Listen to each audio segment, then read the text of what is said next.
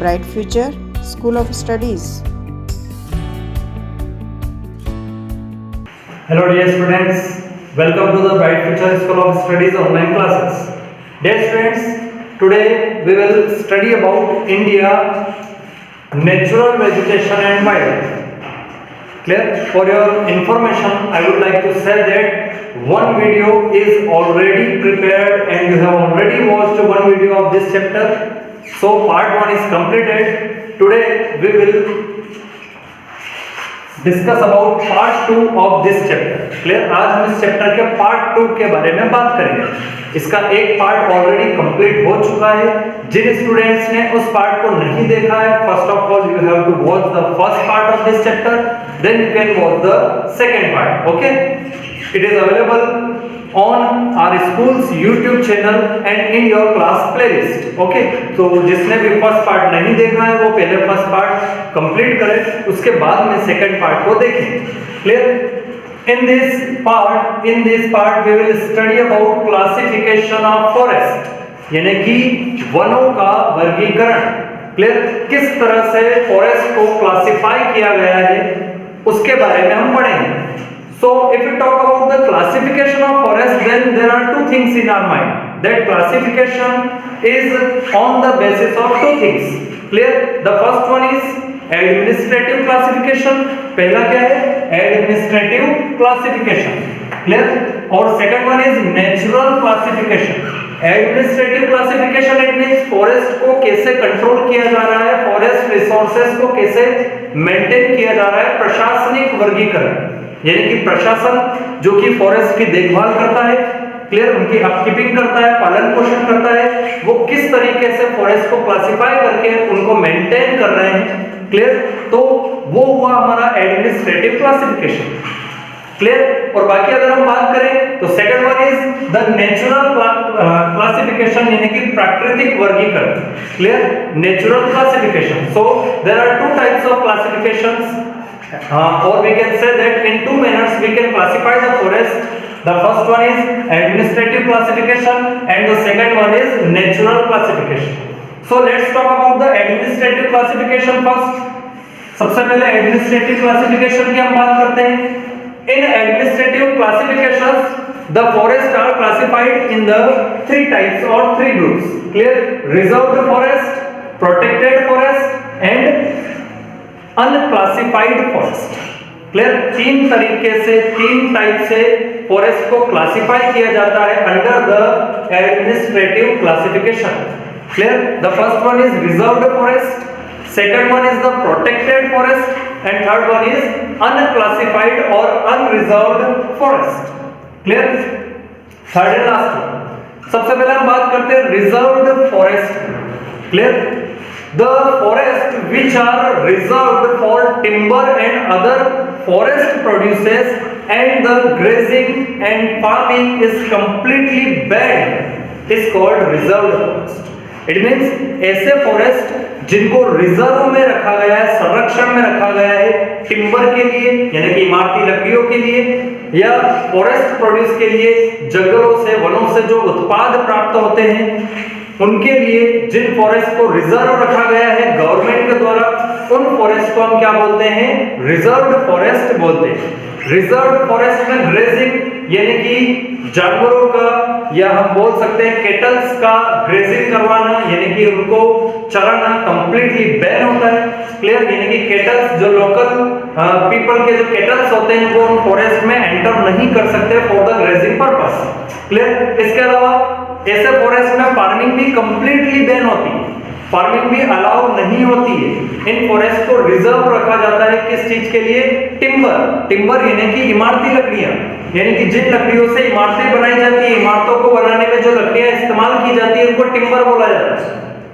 और other forest producers के लिए कई सारे फॉरेस्ट प्रोड्यूसर्स होते हैं, मेडिसिनल हर्ब्स होती है. क्लियर? इसके अलावा डिफरेंट फॉरेस्ट प्रोड्यूसर्स होते हैं जिनका कमर्शियल और लोकल यूज होता है. तो इन फॉरेस्ट प्रोड्यूसर्स और टिम्बर के लिए फॉरेस्ट को रिजर्व रखा जाता है और grazing of cattle and farming is completely banned, यानी कि क्लियरली पाबंदी होती है फार्मिंग और ग्रेजिंग के ऊपर. ऐसे फॉरेस्ट को हम क्या बोलते हैं? रिजर्व्ड फॉरेस्ट बोलते हैं. The second one is protected forest, संरक्षित वन। प्रोटेक्टेड फॉरेस्ट ऐसे फॉरेस्ट होते हैं जिनमें लिमिटेड रिस्ट्रिक्शंस के साथ में ग्रेजिंग और फार्मिंग अलाउ होती है, यानी कि लोकल पीपल के लिए, फॉरेस्ट के आसपास के गांव में रहने वाले लोगों के लिए वो अपनी केटल्स कुछ रिस्ट्रिक्शंस के साथ में ग्रेज करवा सकते हैं उन फॉरेस्ट में। इसके साथ ही कुछ रिस्ट्रिक्शंस और कुछ रूल्स के साथ में वो फार्मिंग भी कर सकते हैं। तो ऐसे फॉरेस्ट जिनमें कुछ रिस्ट्रिक्शंस के साथ में जो लोकल पीपल होते हैं वो ग्रेजिंग और फार्मिंग अलाउ होती है कुछ रिस्ट्रिक्शंस के साथ में, ऐसे फॉरेस्ट को क्या बोला जाता है? Protected forest. क्लियर? इसके अलावा ऐसे फॉरेस्ट जहां किसी तरह की कोई पाबंदी नहीं होती है, कोई भी व्यक्ति अपनी केटल्स को ग्रेज करवा सकता है, कोई भी व्यक्ति वहां फार्मिंग कर सकता है, कोई भी व्यक्ति उन फॉरेस्ट प्रोड्यूस का यूज कर सकता है, ऐसे फॉरेस्ट क्या कहलाते हैं? अनक्लासिफाइड फॉरेस्ट कहलाते हैं। क्लियर? यानी कि जहां पर कोई भी पाबंदी, कोई भी मनाही ना हो, कोई रिस्ट्रिक्शन ना हो, ऐसे फॉरेस्ट को क्या कहा जाता है? अनक्लासिफाइड फॉरेस्ट कहा जाता है। So these are the classification under the administrative classification. दो तरीके से क्लासिफाई कर सकते हैं हम, एक एडमिनिस्ट्रेटिव क्लासिफिकेशन के थ्रू और एक नेचुरल क्लासिफिकेशन के through. So we have already discussed the administrative classification. In that we have discussed three types of forest: reserved forest, clear, protected forest and unclassified forest. Is that clear? Okay dear students, now we will discuss the natural classification of forest. अब हम बात करेंगे forest के natural classification. Clear? अभी हमने discuss किया administrative classification of forest, जिसमें forest तीन तरीके से क्लासिफाई किया जा सकता है: reserved forest, protected forest and unclassified forest. Okay, now let's talk about the natural classification of forest. Clear? यानी कि प्राकृतिक वर्गीकरण क्या है फॉरेस्ट। क्लियर? सबसे पहले नेचुरल क्लासिफिकेशन ऑफ फॉरेस्ट में there are 5 types of forest. Naturally अगर क्लासिफाई किया जाए फॉरेस्ट को तो there are 5 types of forest. The first one is tropical evergreen forest. Clear? Second one is tropical deciduous forest. Clear? Third one is mountainous forest. Fourth one is mangrove और tidal forest. Clear? And the last one is tropical thorny forest. Clear? So there are 5 types of forest under the natural classification. The first one is tropical evergreen forest, second one tropical deciduous forest, third one mountainous forest, fourth one tidal forest and the last one is tropical thorny forest. Tidal forest को mangrove forest भी बोलते हैं। Is that clear? Now let's talk about the tropical evergreen forest. Clear? हम forest का classification पढ़ रहे हैं और क्लासिफिकेशन में भी हम नेचुरल क्लासिफिकेशन पढ़ रहे हैं और नेचुरल क्लासिफिकेशन में भी फर्स्ट जो हमारा टाइप है tropical evergreen forest. Clear? Tropical evergreen forest 2 types के होते हैं। एक होता है ट्रॉपिकल वेट एवरग्रीन फॉरेस्ट और सेकंड होता है tropical wait semi evergreen forest. Tropical wet evergreen forest and tropical wet semi evergreen forest. Clear? सबसे पहले हम डिस्कस करते हैं ट्रॉपिकल वेट एवरग्रीन फॉरेस्ट के बारे में। डियर स्टूडेंट्स, एवरग्रीन का मतलब होता है सदाबहार। ऐसे पेड़ जो हमेशा हरे भरे रहते हैं उनको एवरग्रीन ट्रीज बोला जाता है।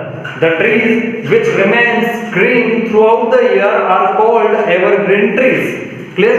यानी कि ऐसे ट्रीज जो अपनी लीव्स को शेड नहीं करते हैं, यानी कि अपने पत्ते नीचे नहीं गिराते हैं और हमेशा हरे भरे रहते हैं, ऐसे ट्रीज को एवरग्रीन ट्रीज बोला जाता है और ऐसे फॉरेस्ट को एवरग्रीन फॉरेस्ट बोला जाता है। Is that clear?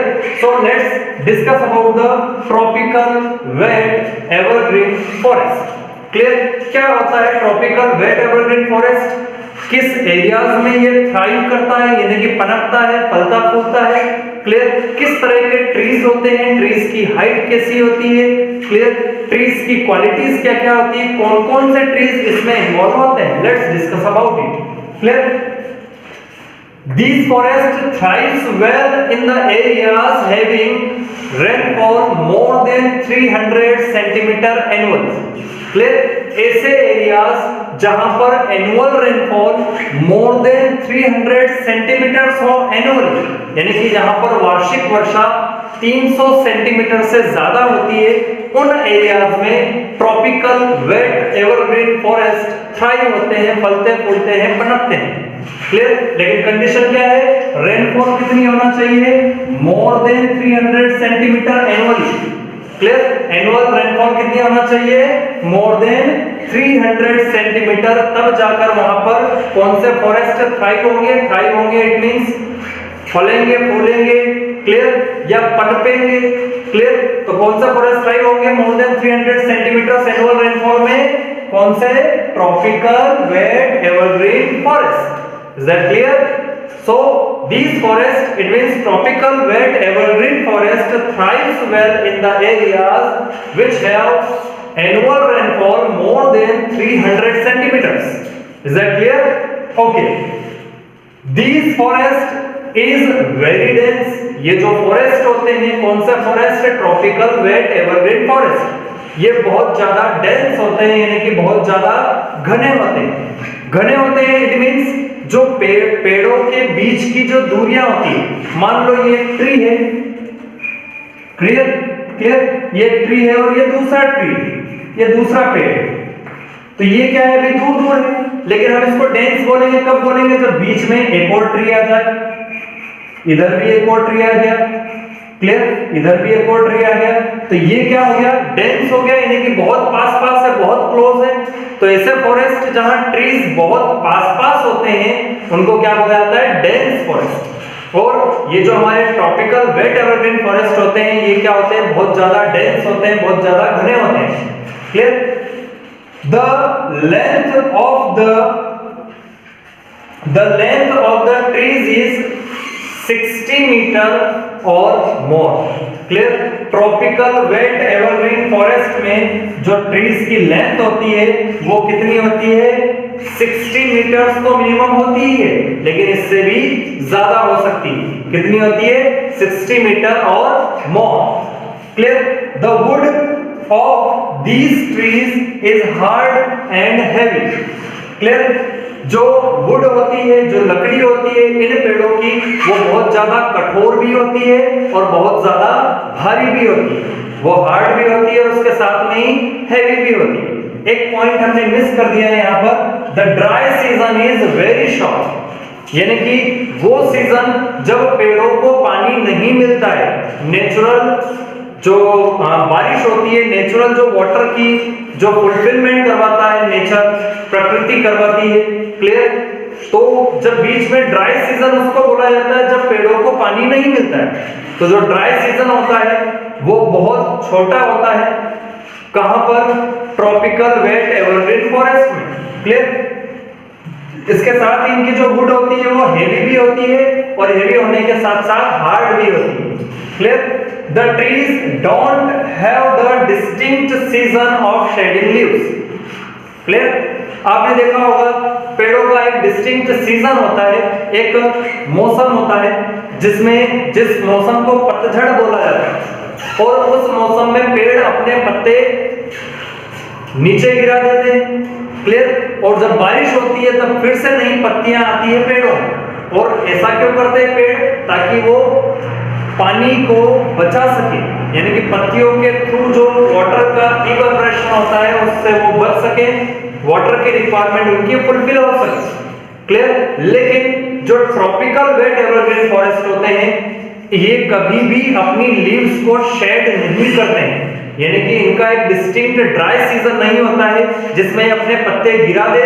इसलिए ये जो फॉरेस्ट होते हैं ये हमेशा कैसे दिखाई देते हैं, हरे भरे दिखाई देते हैं, हमेशा ग्रीन रहते हैं, और जो हमेशा ग्रीन रहे उसी को क्या बोला जाता है, एवरग्रीन। इसलिए इन फॉरेस्ट को क्या बोला जाता है, एवरग्रीन, क्योंकि इनका लीव्स शेड करने का एक डिस्टिंक्ट सीजन नहीं होता है, इसीलिए इनको क्या बोला जाता है, एवरग्रीन फॉरेस्ट बोला जाता है।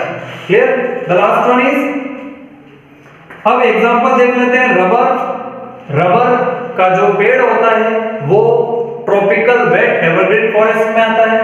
Mahogany, cinchona, bamboo and palm, ये एग्जांपल है ट्रॉपिकल वेट एवरग्रीन फॉरेस्ट के। So dear students, it's enough for today. For more videos, keep watching our YouTube channel. Thank you very much for listening to me. Thank you.